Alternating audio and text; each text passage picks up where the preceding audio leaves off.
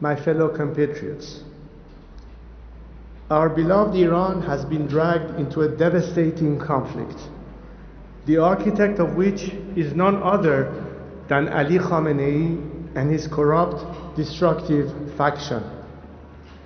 He has driven our nation's economy to the brink of collapse, plundered our national infrastructure and resources, squandered the nation's wealth on developing nuclear weapons, shattered Iran's security, and stolen the sovereignty of the Iranian people.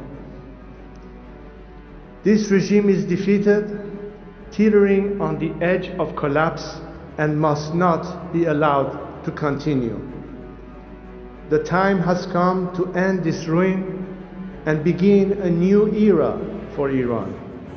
This is a new dawn for Iran's lion and son. Ladies and gentlemen, over the past few days, I have spoken with people across Iran from every walk of life. An officer in the armed forces, a mother fleeing Tehran, a factory worker from Tabriz, a young woman activist for the Women Life Freedom Movement.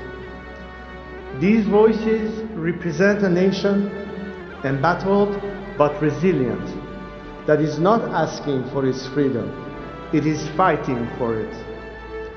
From the 1999 student protests to the Green Movement, to the 2017 Dema and 2019 Aban Mah uprisings, thousands of Iranians have given their lives in the fight for Iran's liberation.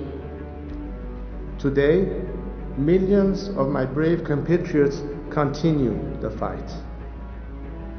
One of their stories moved me deeply. In September 2022, Jawad Haidari was murdered protesting the Islamic Republic's killing of Mahsa Amini. His sister has continued his fight. She is one of the hundreds of activists the regime has arrested and harassed in recent days. When security forces raided her home, she cried out, "Oh God, where shall we go? Where shall we go to flee from your tyranny?" One by one, her neighbors began to respond to her, "We're not going anywhere. They," meaning the regime, "are the ones who've got to go." These words echo in my heart and should echo in every corridor of power around the world. Today it is clearer than ever. The Islamic Republic is collapsing. Credible reports indicate that Ali Khamenei's family and the family of senior regime officials are making preparations to flee Iran. The regime is on its last legs in towns and cities across the country. The military is fractured. The people are united. The foundation of this 46-year tyranny are shaking. This is our Berlin Wall moment. But like all moments of great change, it comes fraught with danger. We stand at a crossroads. One road leads to bloodshed and chaos, the other to a peaceful and democratic transition. The difference in these two roads depends on one factor, and one factor alone: whether the current regime in Iran is allowed to survive. If the West throws the regime a lifeline, there will be more bloodshed and chaos, because this regime will not submit or surrender after it has been humiliated. It will lash out. As long as it is in power, no country and no people are safe, whether on the streets of Washington, Paris, Jerusalem, Riyadh, or Tehran. There is only one way to achieve peace: a secular, democratic Iran. I am here today to submit myself to my compatriots, to lead them down this road of peace and democratic transition. I do not seek political power, but rather to help our great nation navigate through this critical hour towards stability, freedom, and justice. To the people of Iran, I see your courage, I feel your pain. I know you are suffering. I know many of you are afraid for your loved ones, your children, your future. So I speak to you today with a heavy heart. I worked for years, for decades, so that the scourge of war would never reach the borders of our land.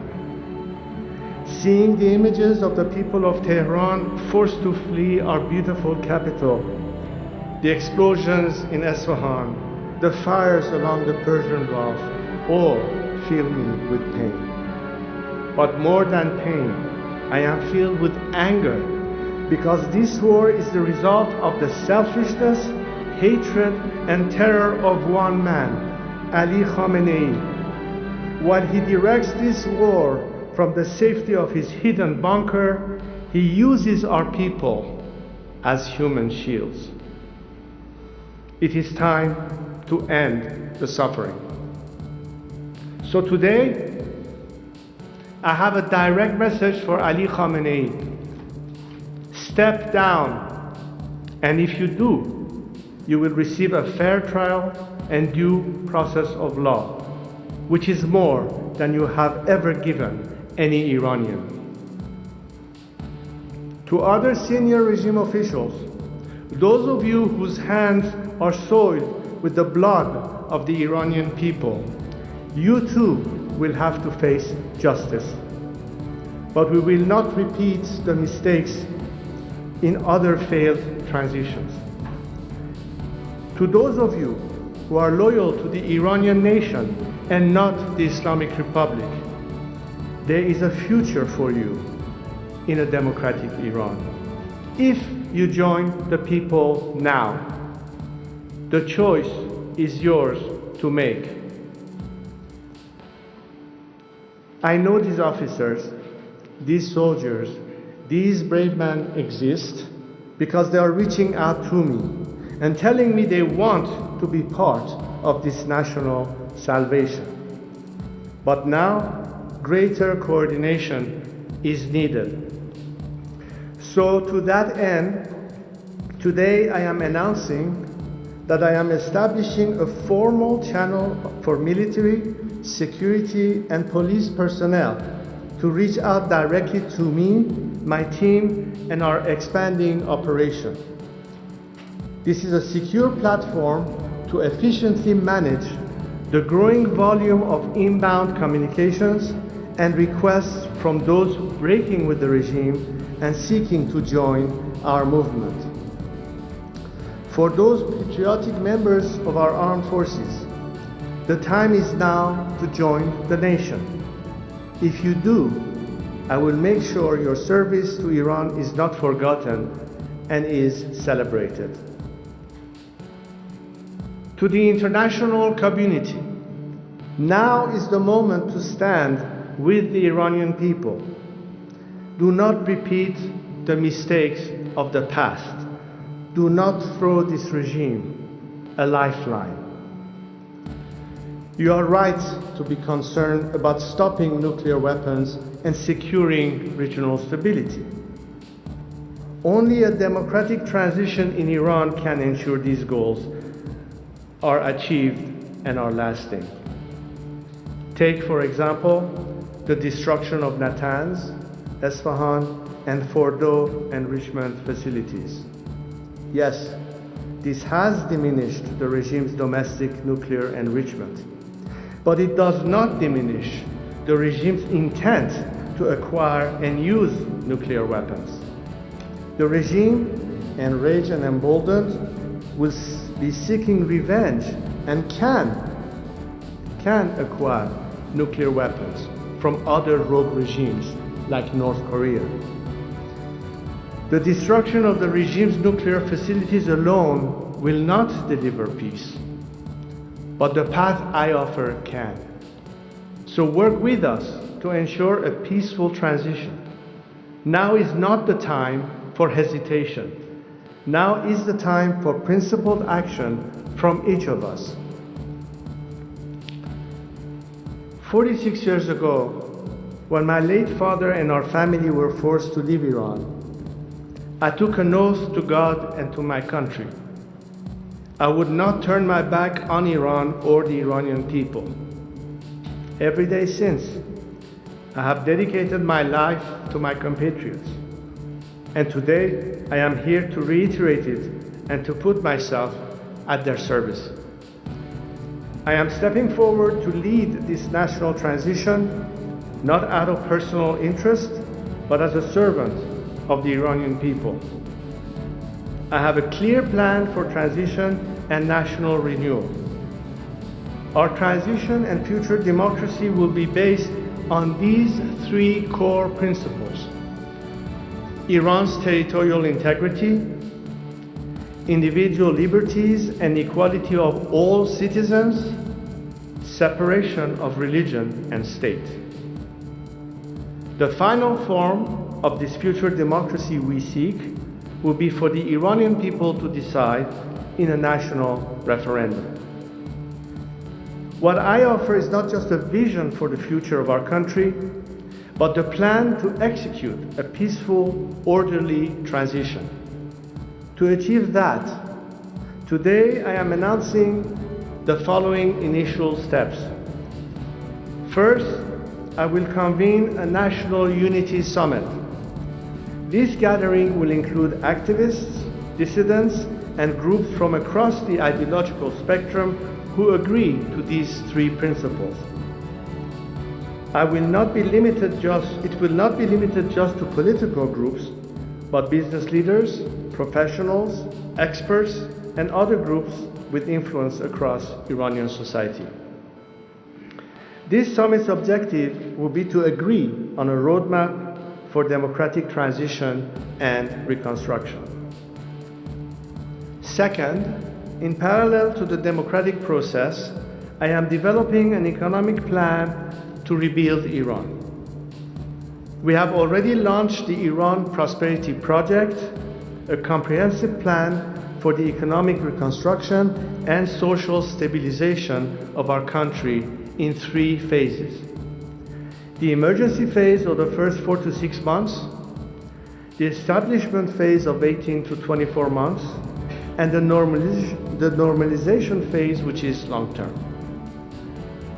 In the coming days, my team of experts will publish the plans for the first 100 days after the collapse of the Islamic Republic based on this work.